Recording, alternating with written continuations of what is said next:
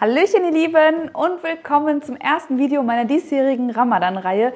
Wie ihr vermutlich schon in den letzten Jahren mitbekommen habt, ist immer das erste Video meiner Ramadan-Reihe ein Quatschvideo, also kein Quatsch in dem Sinne, sondern ein Labervideo. Da reden wir einfach so ein bisschen über den Ramadan, wollen aber nicht so tief in die Materie, sondern es soll auch darum gehen, was erwartet euch auf meinem Kanal in den nächsten 4 Wochen, denn der Ramadan ist ein Fastenmonat, in dem Muslime 29 oder 30 Tage lang fasten. Es ist natürlich so, dass meine Community, die Kiki-Community, wie ich sie immer nenne, nicht nur aus Muslimen besteht, sondern aus ganz vielen verschiedenen Religionen oder auch Nicht-Religionen. Und da sind natürlich alle willkommen. Und ich denke, von Rezepten profitiert einfach jeder. Aber natürlich isst und trinkt man 30 Tage lang nichts tagsüber. Und erst wenn die Sonne untergeht, darf man sein Fasten brechen. Und da möchte ich einfach ein bisschen Inspiration geben und euch durch den Monat begleiten.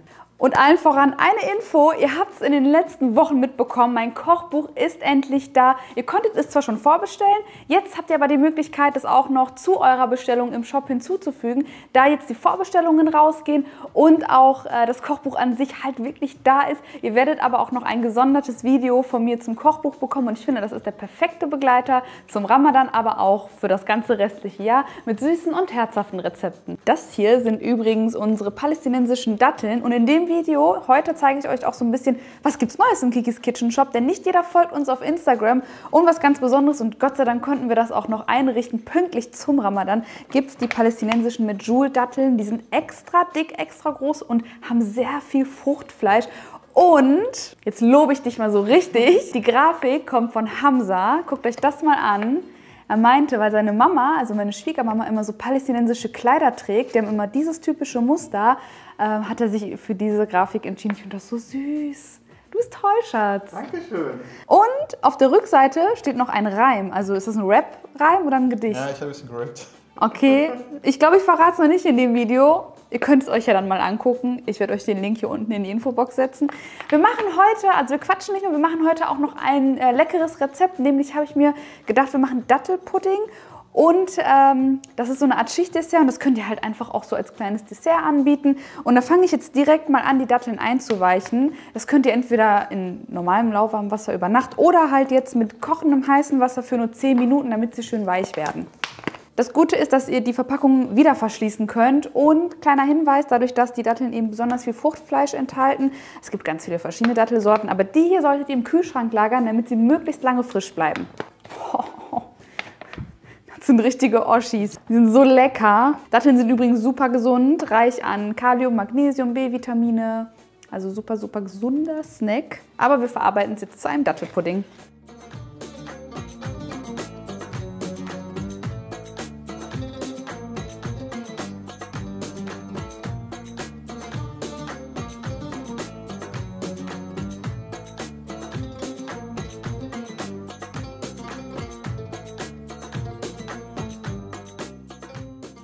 Nachdem ihr die Datteln nur 5 bis 10 Minuten lang eingeweicht habt, einfach abgießen und pürieren. Ihr dürft auch gern von dem Dattelwasser ein bisschen was dazugeben. Und das Püree sieht dann so aus. Und ihr müsst euch vorstellen, Datteln sind ja von Natur aus sehr süß. Daher würde ich hier fast sagen, ihr braucht gar keinen zusätzlichen Zucker für das Rezept. Ich habe hier ein bisschen Rohrzucker. Könnte man vielleicht selber persönlich nochmal abschmecken. Aber es ist wirklich Geschmackssache.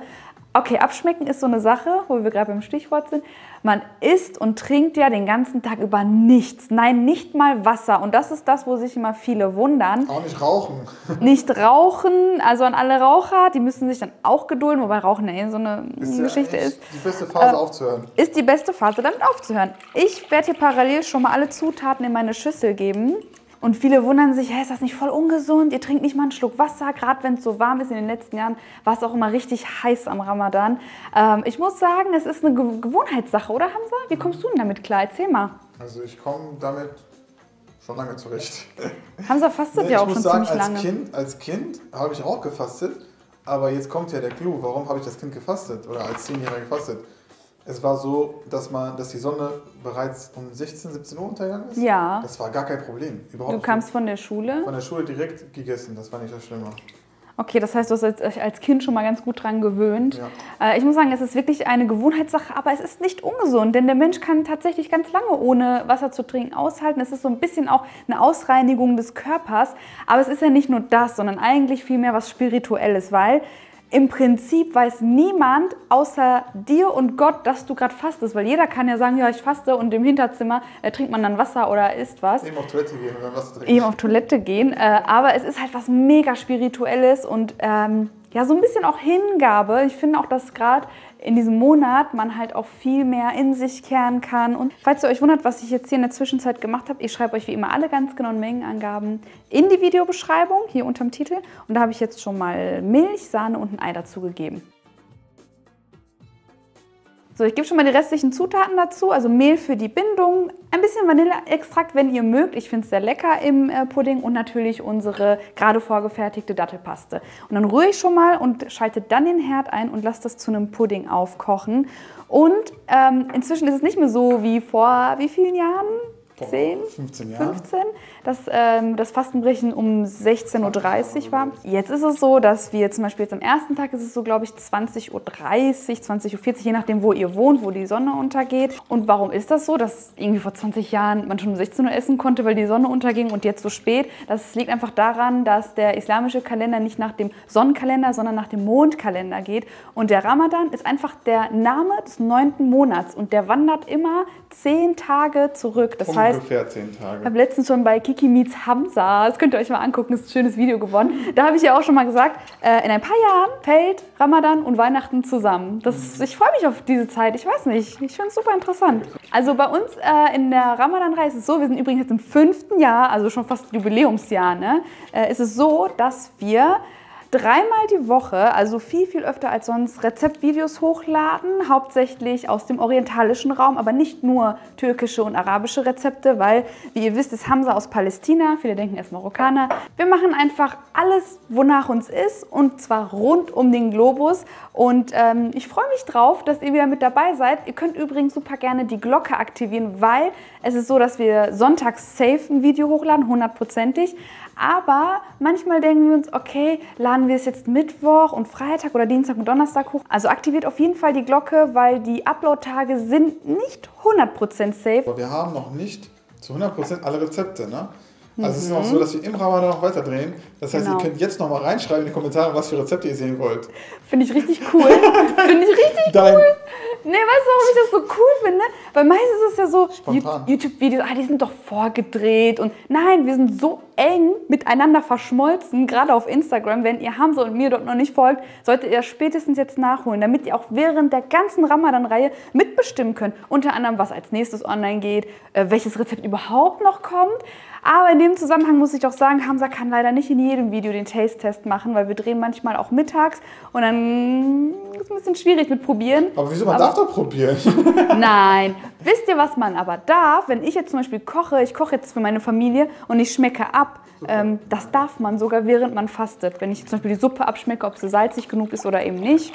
Das geht. Kiki, du bist Profi durch und durch. Du musst doch wissen, wie viel Salz du reintust, ne? Ja, ich muss sagen, mittlerweile muss ich nicht mehr abschmecken. Aber gerade am Anfang, wo ich so das Kochen neu gelernt habe, da habe ich auch immer abgeschmeckt. Also solange man nicht die falsche Absicht hat, ist alles gut. Genau, es kommt wirklich extrem, extrem oft und eigentlich immer auf die Absicht an. Hat man die Absicht, überhaupt zu fasten? Ihr könnt jetzt auch nicht sagen, ach, heute habe ich jetzt zufällig bis 13 Uhr geschlafen. Eigentlich könnte das Fasten mir mega leicht werden, dann faste ich mal heute. Das geht natürlich nicht. Man muss sich das wirklich vornehmen und die Absicht fassen.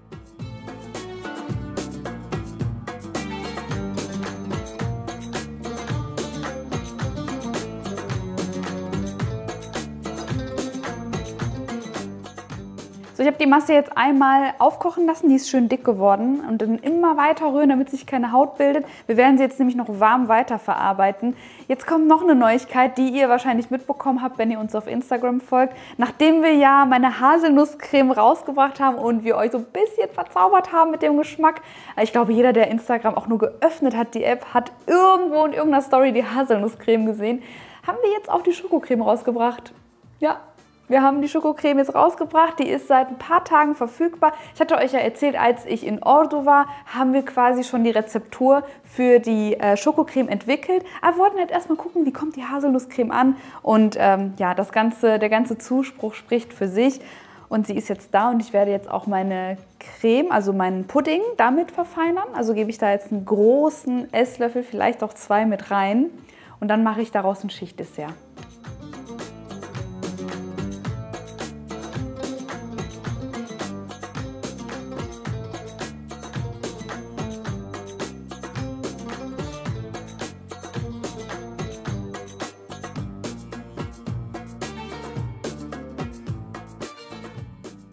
Wir haben das Ganze gestern Abend mal, haben das Papa probieren lassen. Er kannte die Schokocreme nämlich vorher noch nicht und er ist halt Diabetiker und er mag auch nicht so viel Süßes und er hat probiert und meinte so, was ist das? Das ist einmalig, weil ihr müsst euch vorstellen, dass es 20% weniger Zucker enthält als vergleichbare Produkte. Es enthält 33% Haselnüsse, was an sich schon mal extrem viel ist. Also es gerade war auch, für eine Schokocreme. Gerade für eine Schokocreme. Normalerweise ist der Standard so bei 10, 12, 14 ist sogar schon gut. Sogar ein bisschen weniger manchmal. Ja, also vergleicht das ruhig mal. Schaut euch ruhig mal die Zutaten an. Und das Ding ist, es sind halt nicht nur Haselnüsse drin, sondern die erstklassigen. Ich habe euch ja schon mal erzählt, Haselnüsse werden halt nach Klassen sortiert. Ich könnte auch viertklassige nehmen. Ihr würdet es von außen gar nicht sehen, aber man schmeckt es halt. Und das Allerwichtigste, es wurde doppelt geröstet. Also nicht nur einmal, nein, man nimmt die Nüsse und röstet sie noch ein zweites Mal. Und da kommen einfach so geniale Aromen raus. Einfach unbeschreiblich.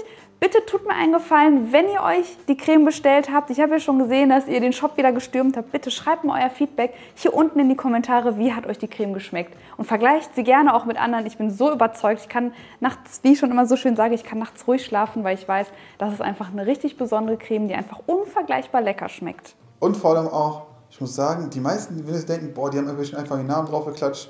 Wir waren ja so transparent und haben auch die Firmen gezeigt, wo wir es produzieren lassen können. Aber es ist nochmal was anderes, wenn man eine eigene Rezeptur hat oder wenn man einfach das Rezept nimmt von dem Hersteller selber. Aber wir haben unsere eigene Rezeptur. Das heißt, ihr werdet niemals so eine Creme bekommen auf dem Markt wie die. Niemals. Nein, gibt's nicht. Gibt's einfach nicht. Und daher bin ich so stolz drauf, dass wir auch dort waren, dass wir uns auf die Reise begeben haben. Ich kann euch das Video zur Produktion super gerne nochmal in die Infobox anhängen. Schaut es euch gerne an. Das ist eine Creme, die man löffeln kann. Also bestellt sie euch und nehmt euch einen Löffel. Ihr werdet sehen, ihr könnt nicht mehr aufhören. Ist echt so. Aber das ist schon krass, wie viele Leute das löffeln. Ne?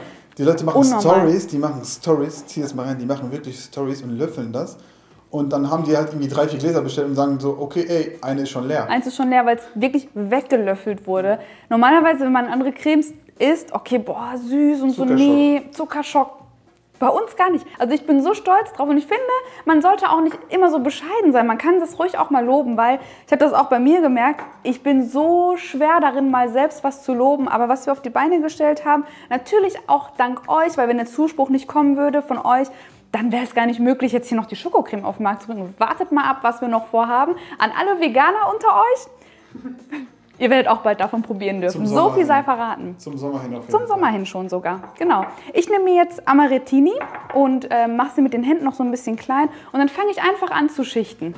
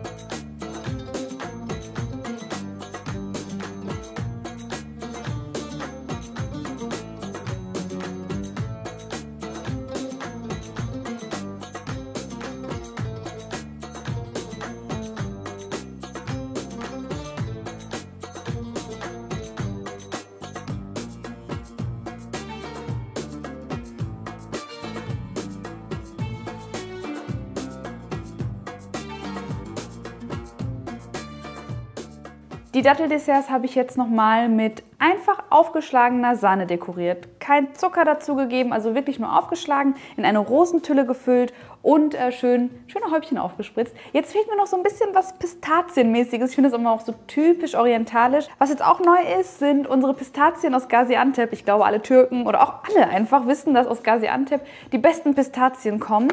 Und ich wollte euch das einfach mal aus der Nähe zeigen.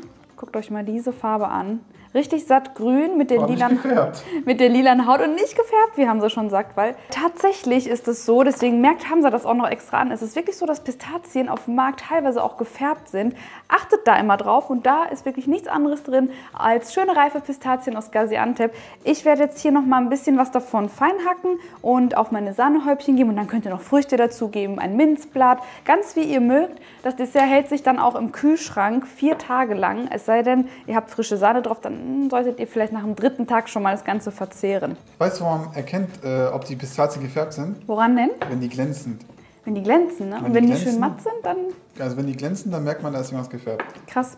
Das machen auch manchmal Baklava auch viel. Ja, also einfach mal beim Kauf darauf achten, ob die Pistazien glänzen oder schön matt sind. Also Leute, keine Sorge, unsere Baklava ist nicht so. Ja, Baklava müsste ich euch jetzt eigentlich auch noch sagen, das ist so ein richtiger Video-Newsletter, ne? Aber es ist halt echt traurig, dass viele das nicht mitbekommen und dann im Nachhinein sagen, hä, seit wann hast du Baklava? Ja, aber Kiki, ganz ehrlich, ne? Ohne einen Vorwurf auf dich oder sonst was. Ja. Aber du machst auch nicht viel Werbung. Das stimmt. Das sagen ja auch viele. Wenn du Werbung machst, dann für deine Produkte. Aber das machst du auch selten. Auch in den YouTube-Videos machst du das selten. Ja, das stimmt. Obwohl wir darauf stolz sein könnten. Also die Baklava haben wir zum Opferfest, also zum anderen Bayram rausgebracht letztes Jahr. Die waren ja auch so ruckzuck weg. Und das Schöne daran ist, die sind halt handmade. Das ist traditionelle Handarbeit. Aber ich habe mir überlegt, ich werde euch ab und zu hier auf YouTube auch mal so ein paar News geben, was es so Neues im Shop gibt. Und dann, ja, bekommt ihr das auch mal mit.